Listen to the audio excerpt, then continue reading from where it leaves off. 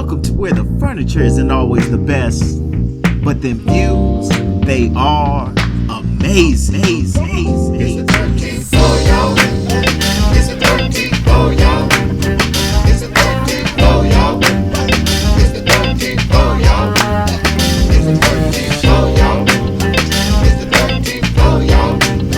It's a 13 for y'all. It's a 13 for y'all. It's a 13 for y'all.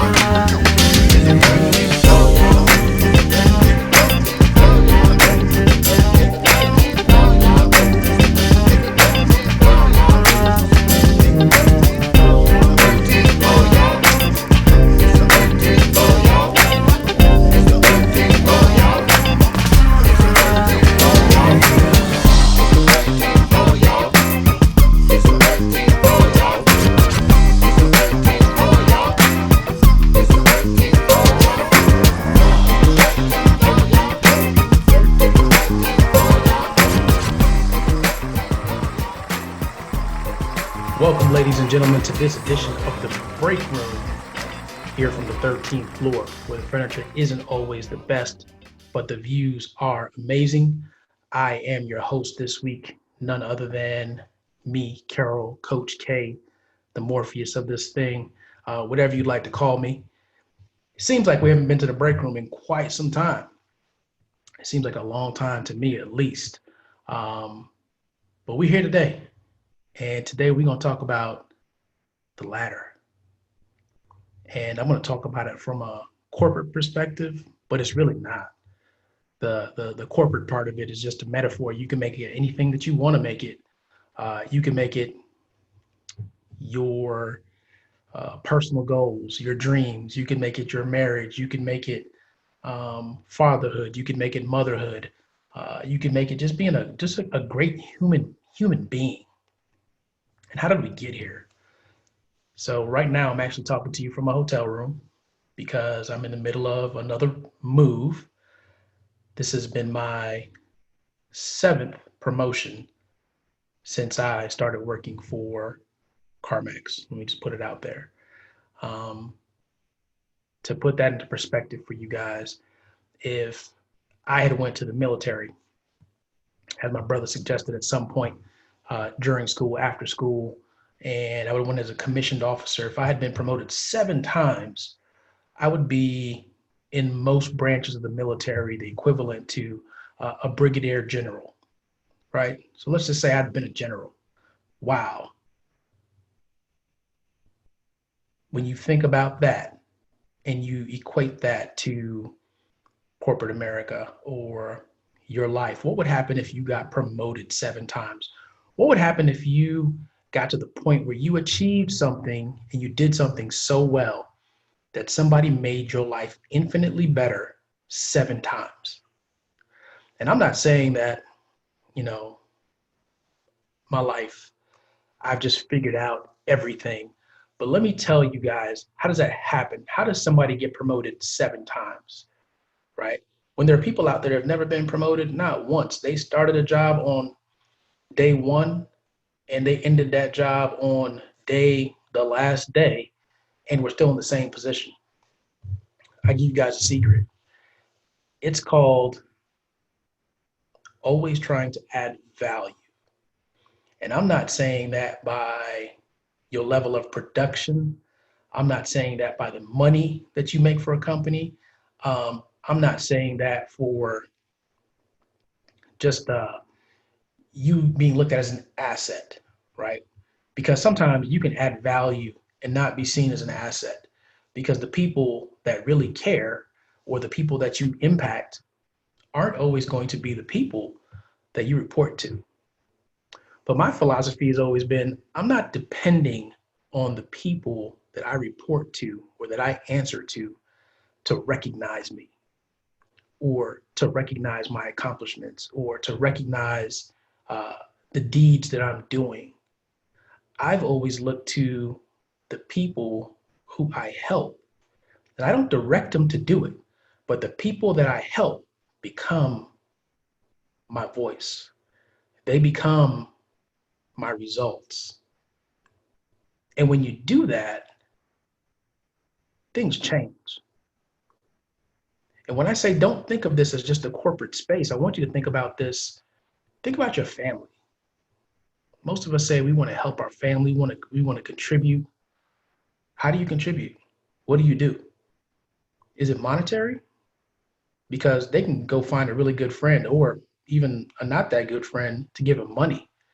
They can find a stranger to give them money.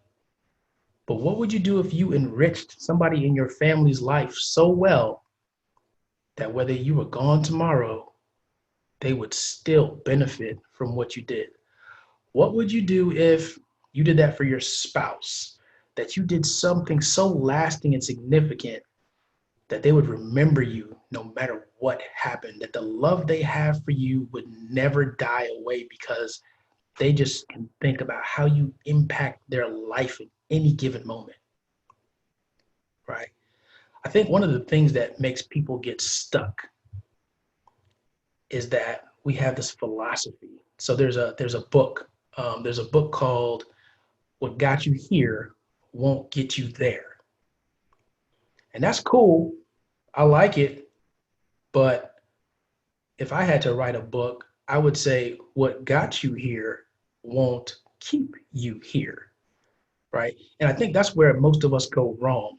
We get into a relationship, we get a job, we start something, and we think that whatever we came at that moment, into that moment with, that's it. We've reached the pinnacle. We've reached the top. Some of us think that through our achievements, that just because we got a college degree, or just because we come from a very prosperous family, right? When we get into that, we're talking about privilege, right? Let's think about the people with privilege. That's exactly it. They think that because of the way they were born or the system that they came out of, that they deserve more, that they're better than, right? But here's the thing. If you haven't done something to keep moving, why do you deserve? Yeah, you deserved at the beginning, but what do you deserve now, right? How do you come with one skill set, or you come with one attribute, and I'm just supposed to indefinitely respect you and reward you for the rest of your life? And that applies to everything that we do. If you want to grow, you want to develop, you've got to keep finding ways to improve. And it's just small little tweaks. If you just improved 1% every year, what would that look like over the span of 30 years, right? Who wants a 30% return on their investment? I'll take it, right? What is your money doing for you in the bank right now, in your savings account, your Roth IRA, in the stock market? Who would take 30%? I would take 30% all day. If you tell me that if I invest now in 30 years, I'm going to get a 30% return, I'm going to take those odds all the time, right? But we have this notion that the way that we are and the way that we come into this thing is all we need. And that should give us the right to promotion, love, friendship, right? Admiration.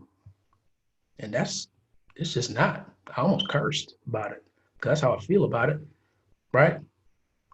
I'm telling you, when I joined this company, July 3rd of 2002, this company that I work for, that 18 years, and look, man, I've been all up and down the East Coast, been out to the Midwest. Now I'm back on the East Coast in the A in Atlanta. And guess what? What I did July 3rd of 2002, I can't do that today that you're listening to this podcast. That's not going to do anything. I will be run out of the building real quick, right? So I'm not going to drag this out. I just want you all to think about that, right? COVID is still here. People are still in quarantine. People are still wearing masks. Guess what? What you did that was good before COVID is not good now. It's not going to be good after COVID. You have to adapt. Whether you want to grow or not, you have to adapt. And if you do want to grow, Well, you need to use this as your catapult to move forward. You need to use this moment to rediscover yourself, redefine yourself, right? Really reveal yourself, really. Because if you haven't changed through this moment, there is no other moment that you are likely to change in your lifetime. Think about it. Who ask people in your family, ask your generation before you, when is the last time they experienced a pandemic like COVID? I know it's the first one in my lifetime. So you think you're gonna get another opportunity like this to catapult yourself forward? Again, it doesn't have to be in your job. It could be in your marriage. It could be in your friendship. It could be just you being a family member. It could be just you being a great person in society, just a great human being. What will you do? What got you here? It's not going to keep you here. So, what will you do? I challenge you to write it down. Write it down what it is that you want to do. I can't tell you all how long ago that I said I was going to move to Atlanta, Georgia. It was many, many years ago before I even started working for CarMax. I said that one day I was going to move to Atlanta, Georgia. And here it is. I now live in Atlanta, Georgia. I don't have a house yet, but I live here. Write it down. Commit to it. That you want to be better. That you want to move from where you are right now. Write down, as a matter of fact, write down 2 things. I'm just going to make it simple. Write down 2 things that you want to move the needle on, that you want to improve. And then I want you to write down what qualifies you to move that thing, or what thing do you need to improve in order to move those 2 things. It would be awesome if you all would share it with us, what those 2 things are. We would love to see it. I'm going to get some of the fellas to do some video and put up what their 2 things are they're going to commit to moving. I'm going to commit to my 2 things, right?